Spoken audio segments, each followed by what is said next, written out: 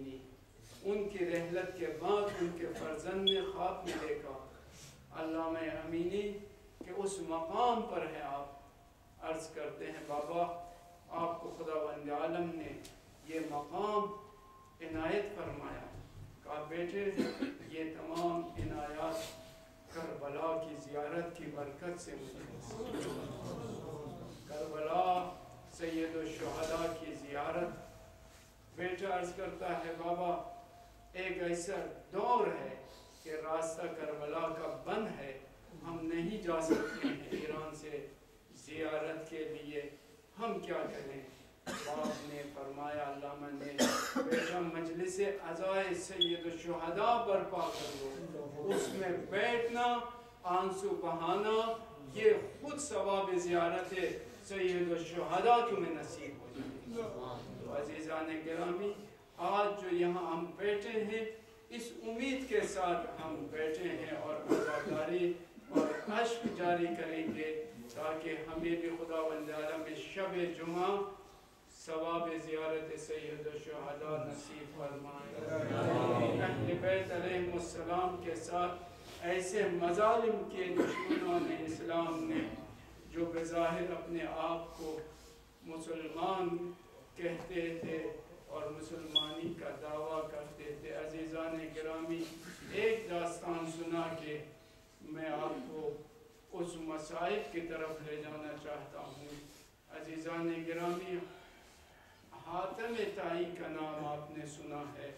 हातम ताई वो इंसान था जो इस्लाम से पहले सखावतमंद इंसान था। उसका एक फर्जंद अदी इब्ने हातम है। अदी जो बाद में मौला के चाहने वालों में करार पाए और अपने तीनों बेटों को सफ़ीन में जंग में कुर्बान किया मौला की सफ में, जिनके नाम तारिफ तुरै तरफ़ा है।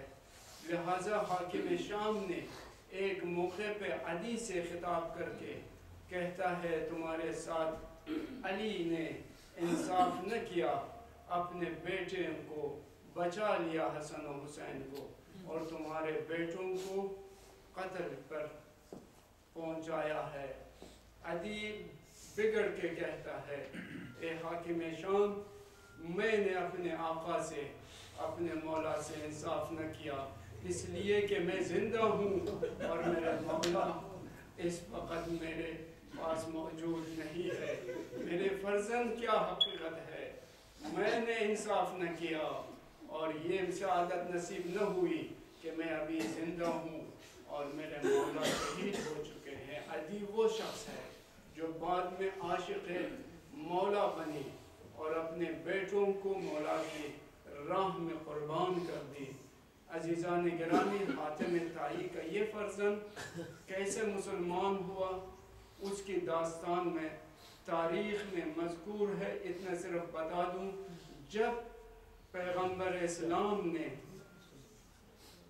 तय के कबीले की तरफ अफराद रवाना किए तो ये शख्स बहरहाल वहाँ से कोशिश की कि जाए शाम की तरफ जहाँ पर अपने दीन को बरकरार कर सके।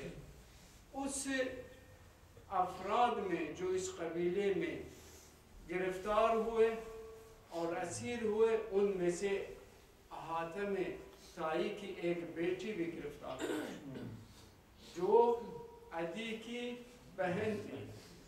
अदी खुद फरार होने में कामयाब हुए मगर उसकी बहन गिरफ्तार हुई, असीर हुई और जब मदीना पहुंची पैगंबर इस्लाम को देखकर इस बहन ने ये जुमला कहा कि जिसका बाप का साया सर पे नहीं है और भाई भी गायब है, उससे दूर है, तू मुझ पे रहम कर, खुदा तुझ पर रहम फरमाए। एक दिन ये जुमला कहा।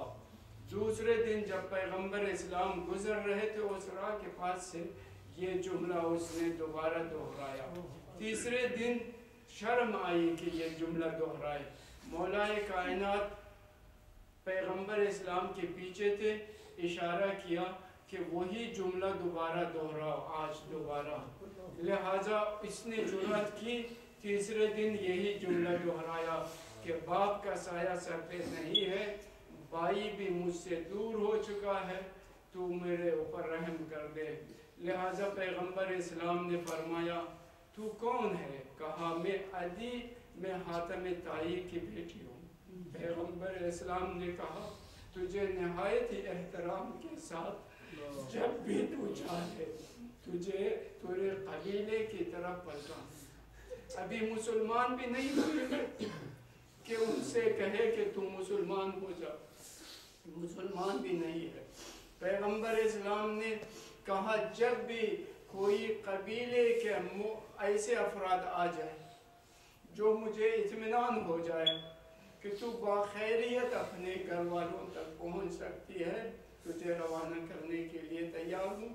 لہٰذا جب شام سے کوئی اسی قبیلے کے افراد محرم آئے تو جناب پہ حاتم طائی کی اس بیٹی کو نہایت ہی پیغمبر، دیکھ لیجئے تاریخوں میں موجود ہے کہ پیغمبر نے اس انسان کے ساتھ، اس کے ساتھ کیا سلوک کیا، حالانکہ ابھی اسلام بھی قبول نہیں کی تھی۔ حاتم طائی ایک معروف شخص ہے، ایک جود و بخشش میں اسلام سے پہلے مشہور ہو چکی، لہٰذا عزیزان گرامی پیغمبر نے سب سے پہلے بہترین کپڑے خرید کے اس کے حوالے کر دیا، نئے کپڑے دے دیے اور باقاعدہ پیسوں کے ساتھ تھیلی پیسہ بھی تھما دی اور خرچہ راستے کے ساتھ ساتھ جو بھی ضروریات تھی نہایت احترام کے ساتھ اسے شام واپس کر دیا کہ جاؤ اپنے بھائی کے ساتھ، نہایت ہی احترام کے ساتھ واپس کر دیا۔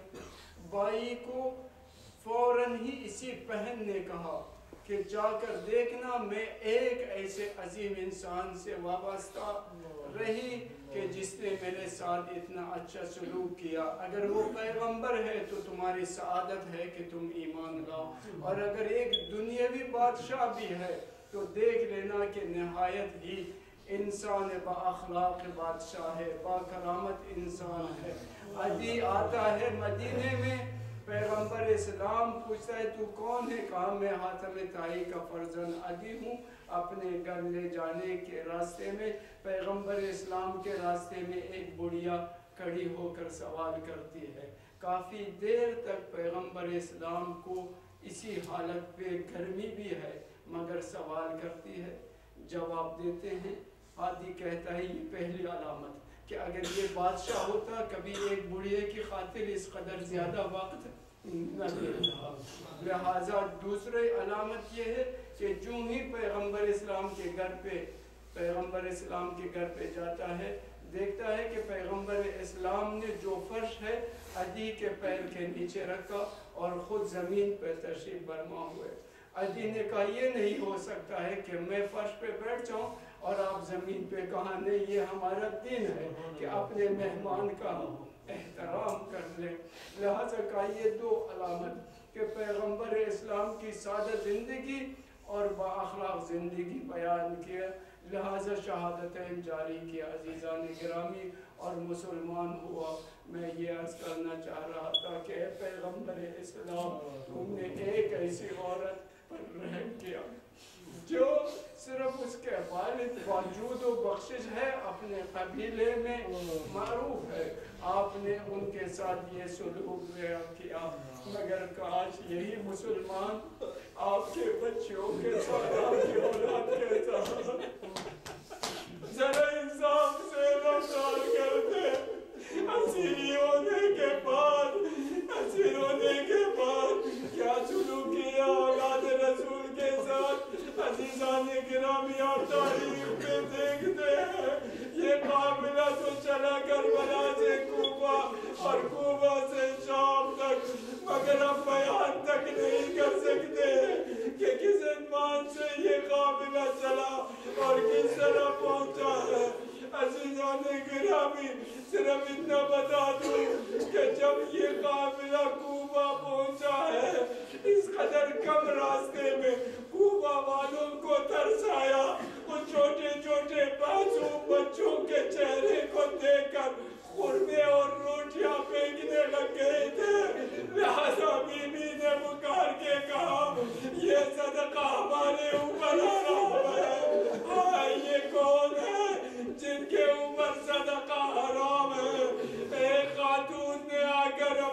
شہزادی سے کہا شہزادی ایک